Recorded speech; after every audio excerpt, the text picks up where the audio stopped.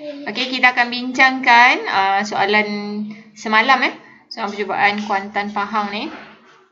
Okey, sistem pemprosesan manual nak ke sistem pangkalan data. Tengah-tengah ni adalah sistem pemprosesan fail. Okey, dapat 1 markah. Lepas tu, okey, model pangkalan data. Okey, kita tengok kita punya nota. Kita ada 4 model pangkalan data. So, ada hierarki, ada rangkaian, ada hubungan dan juga berorientasikan objek. So, kita tengok kat sini menggunakan struktur pepohon untuk menyusun rekod. Ini adalah kita tengok sini. Hierarki ataupun rangkaian. Sebab rangkaian juga disusun dalam bentuk pokok. Hierarki juga disusun dalam bentuk pokok. Okey, soalan seterusnya, kaedah paling barulah untuk menyimpan ini adalah object oriented. Object oriented, berorientasikan objek. Okey, soalan seterusnya. Okey, kita nak namakan semua entiti. Okey, entiti tu mestilah dalam duduk dalam petak ni lah.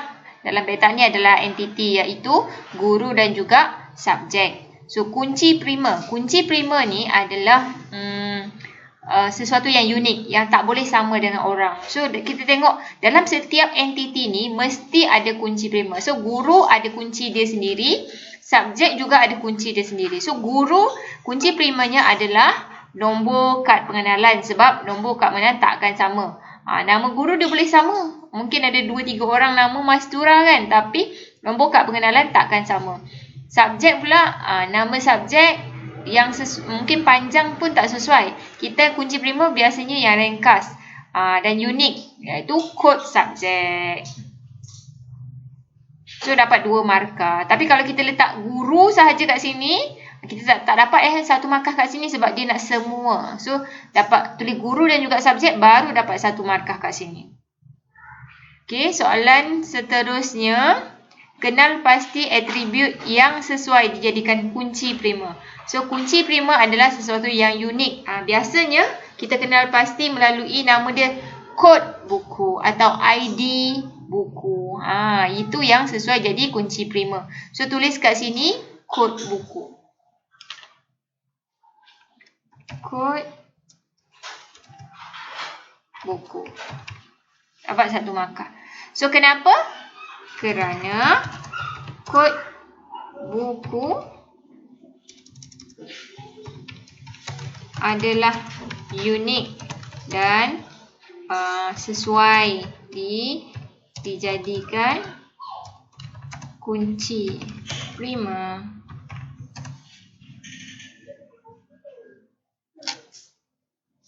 Dapat 2 markah. Okey. So, namakan elemen A. Elemen A kalau daripada sini, daripada depan sampai belakang ni, hujung ni, kita panggil rekod. Keseluruhan ni kita panggil entiti. So, kita tengok balik dekat kita punya nota. Keseluruhan ni kita panggil entiti. So, tajuk ni, untuk satu lajur ni kita panggil attribute. Attribute. Setiap satu ni kita panggil attribute. Dan daripada depan sampai belakang tu penuh ni kita panggil rekod. Okey, seterusnya. Namakan nama jadual yang mempunyai kunci asing. So, apa pula kunci asing ni? Kunci primer, kita tengok dekat jenis buku, kunci primer dia kod jenis. Okey, setiap satu jadual ni mesti kena ada kunci primer. So, pada pembekal ada kod pembekal ni, buku ada kod buku. Tetapi, dalam kemungkinan berlaku dalam satu jadual tu ada 2 kod. Kalau kita tengok dekat buku ni ada kod buku dan juga kod pembekal. Dekat jenis buku ada 1 sahaja, pembekal pun ada 1 sahaja. So, tengok-tengok dekat buku ni ada 2 kod. Ada 3 kod. Ada kod buku, ada kod jenis dan juga kod pembekal kat sini. So, kunci asing adalah kod pembekal. Kerana kod pembekal asalnya adalah kunci primer pada tabel pembekal. Kunci asing ni tujuan dia adalah menghubungkan. Ingat kata kunci dia adalah menghubungkan dua jadual. So pembekal, kod pembekal ni dia menghubungkan tabel pembekal dan juga tabel buku. Sebab tu dia ada kat sini sama kod pembekal. So bila kita nak tahu buku, okey, buku Narnia ni siapa yang bekalkan? Kita tengok kod pembekal dia P11. So siapa P11? Kita refer kepada tabel pembekal. Sebab kita dah ada kod yang menghubungkan. So kita tahulah P11. Oh, Samudra Berhad yang membekalkan buku Narnia ni. Okey, tu fungsi dia kunci asing. So kat sini yang mempunyai kunci asing adalah buku. Dan tujuan kunci asing adalah menghubungkan dua jadual. Okey, soalan seterusnya, apakah yang dimaksudkan dengan kelewahan data? So, kelewahan data ni adalah pengulangan data atau data yang berlebihan. Okey, dapat 1 markah. Takrifkan istilah-istilah berikut, apa itu entiti, atribut dan ketekalan data. So, boleh rujuk balik nota sebelum ni. Entiti adalah objek unik dalam sesuatu persekitaran. Okey. Manakala atribut pula adalah data deskriptif yang menerangkan tentang sesuatu entiti. Dan ketekalan data pula adalah konsistensi ataupun keseragaman data yang akan mempengaruhi kebolehpercayaan data. So, kita tengok soalan seterusnya. Ada gambar rajah ERD. Okey, kenal pasti kekardinalan. Okey, ingat kekardinalan kita ada 3, iaitu one to one, one to many dan juga many to many. So, kita tengok soalan.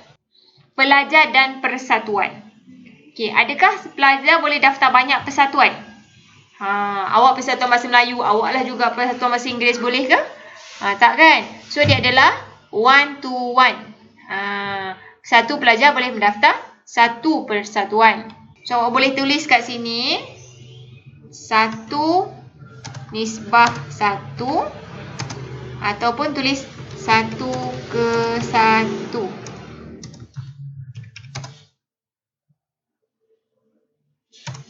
Atribut kunci. Okey, ingat kunci kita ada 2. Kunci primer dan juga kunci asing. Okey, kalau awak tengok ini kan, ID murid. ID murid, ada nama murid, ada umur murid. So, ID murid dekat sini adalah kunci primer. Dia yang asal kat sini. ID kelas ni datang daripada tabel kelas kat sini. So, ID kelas sini adalah kunci primer.